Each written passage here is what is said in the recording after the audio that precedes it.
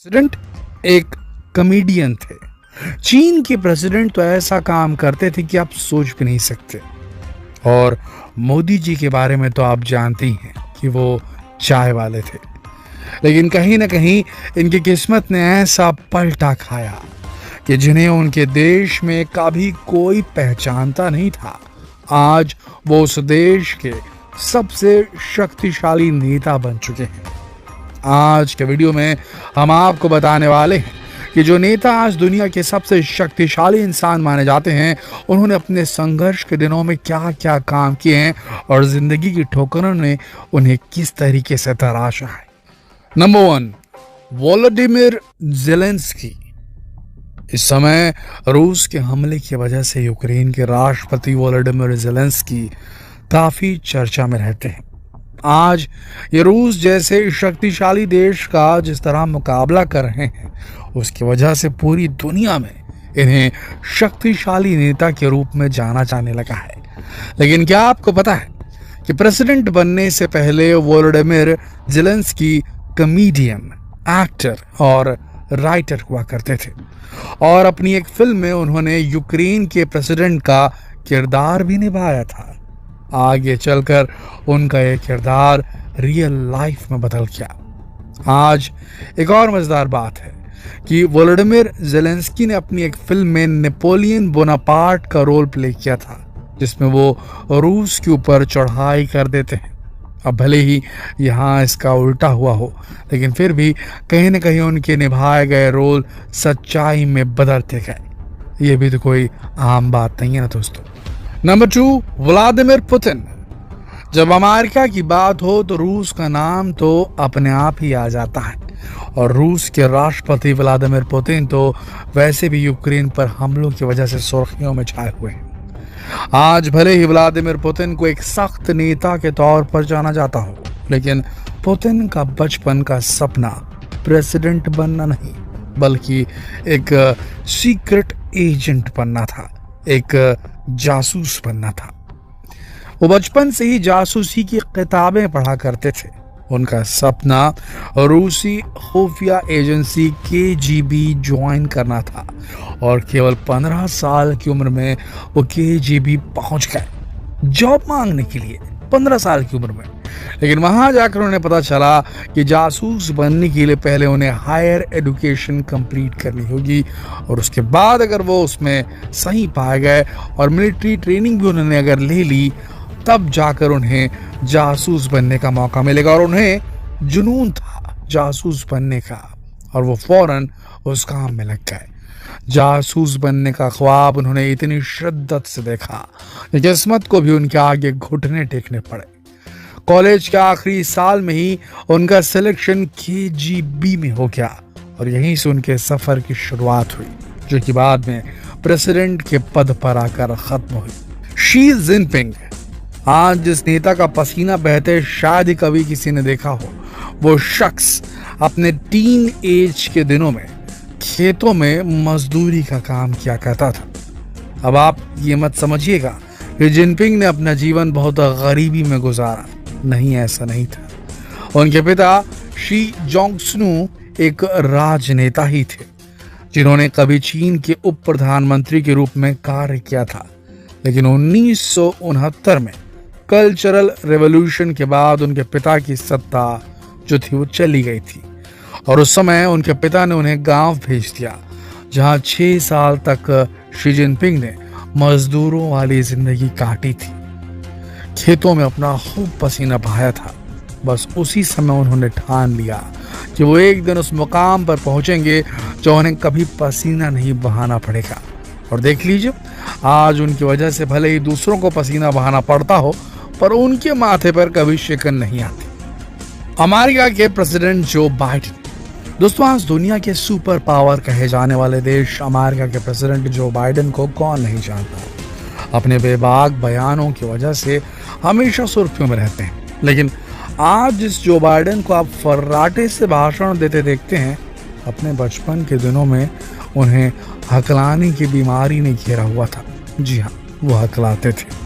Joe Biden एक line भी बिना अटके नहीं कह पाते थे, इसकी वजह से स्कूल में उनके दोस्त उनका मजाक उड़ाया करते थे। लेकिन जो बाइडेन ने भी हार नहीं मानी और पूरा बचपन अपनी हकलाने की कमजोरी को काबू पाने में निकाल दिया। आखिरकार उन्हें सफलता मिल गई और उसके बाद पहले उन्होंने वकालत की, फिर पॉलिटिक्स ज्वाइन की और आज वो देश के प्रेसिडेंट है। वकालत में काफी बोलना पड़ता है दोस्तों, तो इस शख्स ने अपनी सारी कमजोरियों पर पहले विजय पाई, उसके बाद वो आगे बढ़े। बराक ओबामा दुनिया के सबसे शक्तिशाली देश के पहले अश्वेत प्रेसिडेंट के रूप में अपनी पहचान बनाने वाले बराक ओबामा को आप जरूर जानते होंगे। उनकी शख्सियत और सिंपल लिविंग की वजह से आज भी वो चर्चा में रहते हैं। लेकिन अपने करियर की शुरुआत उन्होंने एक बहुत ही मामूली सी नौकरी से की थी। जी हाँ, जब बराक ओबामा होनोलुलु में रहते थे तब अपने टीनएज के दिनों में अपना खर्चा निकालने के लिए वो एक आइसक्रीम शॉप पर आइसक्रीम सर्व करने का काम किया करते थे। बराक के अनुसार इस जॉब से उन्होंने जिम्मेदारी और कड़ी मेहनत का सबक सीखा, जो कि उनके प्रेसिडेंट बन जाने के बाद उनके काम आया। और इस जॉब का उन पर कितना असर हुआ था इसका पता इसी से चलता है कि उन्होंने अपनी बेटी को भी इसी तरह एक आम इंसान की तरह जिंदगी जीना सिखाया और उन्होंने उन्हें खुद अपनी पॉकेट मनी कमाने का मौका दिया। बराक ओबामा की शख्सियत की यही बातें उन्हें दूसरे राजनेताओं से अलग बनाती है। अब बात करते हैं निकोलस मडूरो की। दोस्तों, आपने चाय बेचने वालों, कॉमेडियंस और मजदूरी करने वालों को तो नेता बनते देख लिया, तो जब ये सब नेता बन सकते हैं तो एक बस ड्राइवर क्यों नहीं नेता बन सकता? इस बात को सच करके दिखाया है वेनेजुएला के प्रेसिडेंट निकोलस मडूरो ने। इनका जन्म सन 1962 में एक मिडिल क्लास फैमिली में हुआ। पढ़ाई में इनका कोई खास रुझान नहीं था। किसी तरह पढ़ाई कंप्लीट करके इन्होंने खर्चा चलाने के लिए बस ड्राइवर का काम करना शुरू कर दिया और अपनी काबिलियत के दम पर कुछ ही दिनों में ट्रेड यूनियन के लीडर बन गए और इसके बाद तो वो तरक्की की सीढ़ियां चलते ही गए और एक दिन देश के प्रेसिडेंट की पोस्ट तक पहुंच गए। अब बात भारत के प्रधानमंत्री नरेंद्र मोदी जी की। जब दुनिया के सबसे शक्तिशाली नेताओं की बात होती है तो उसमें हमारे देश के प्रधानमंत्री नरेंद्र मोदी जी का नाम सबसे ऊपर होता है। आखिर वो दुनिया के सबसे पॉपुलर नेता जो हैं। लेकिन हमारे मोदी जी भी कभी रेलवे स्टेशन पर चाय की दुकान चलाया करते थे और तो और 1965 की जंग में उन्होंने भारतीय सिपाहियों का मनोबल बढ़ाने का काम भी किया था।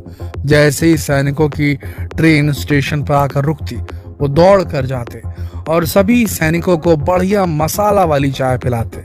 इसके अलावा मोदी जी को कविताएं लिखना और फोटोग्राफी का भी शौक था और वो अपने कॉलेज में थिएटर भी किया करते थे। दोस्तों, इन सारे महानुभावों की जीवनी को सुनकर, इनकी हार्डशिप्स को देखकर आपको ये यकीन हो जाना चाहिए कि कोई भी शख्स जो चाहे अपने जीवन में बन सकता है। उसकी स्थिति, परिस्थिति, वो किस परिवार में जन्मा है, उसके शरीर में विकलांगता है या उसके शरीर में कोई टैलेंट है या टैलेंट की कमी है, वो कुछ भी डिसाइड नहीं करता। उसका फेट, उसकी किस्मत लिखता है वो खुद, जो अपने कर्मों पे चलता है, मेहनत करता है। उसके दिल में एक लालसा होनी चाहिए, उसके हृदय में, हर धड़कन में वो आहट सुनाई देनी चाहिए उसकी सक्सेस की, उसकी सफलता की। जो अपनी सफलता को सूंघ सकता है उसके लिए हार्ड वर्क नहीं, महज मजे की एक चीज हो जाती है। अगर आप अपने काम को, अपने हार्ड वर्क को, आप उसमें अगर मजा लेना सीख गए तो आप सक्सेसफुल बड़े आराम से हो जाएंगे।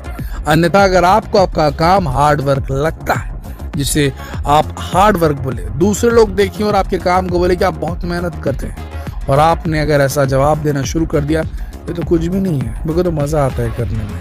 जिस दिन आपने कर लिया ना, उस दिन आप जिंदगी में जो बनना चाहें बन जाएंगे। और जब तक आप इस तरीके से शो करेंगे खुद अपने आप को आईने में, मिरर के सामने खड़े होकर कि मैं क्या कर रहा हूँ, सुबह से शाम हो गई, इतनी मेहनत करता हूँ, कुछ हो नहीं रहा है, या मैं कर पाऊंगा कि नहीं कर पाऊंगा, अगर इसी उहापोह में आप फंसे हुए हैं तो अपने लाइफ में कुछ भी अचीव नहीं कर पाएंगे। तो ये याद रखिए, वही कीजिए जिसमें आपको मजा आए, और वो ही आपके लिए सबसे बेस्ट होगा। हमारी तो यही राय है आपको। हार्ड वर्क, अगर दूसरों को आपका काम करना हार्ड वर्क दिखे तब तो ठीक है, लेकिन आपको आपका काम करना अगर हार्ड वर्क लग जाए तो समझ लीजिए आप अपने फील्ड के शिखर पर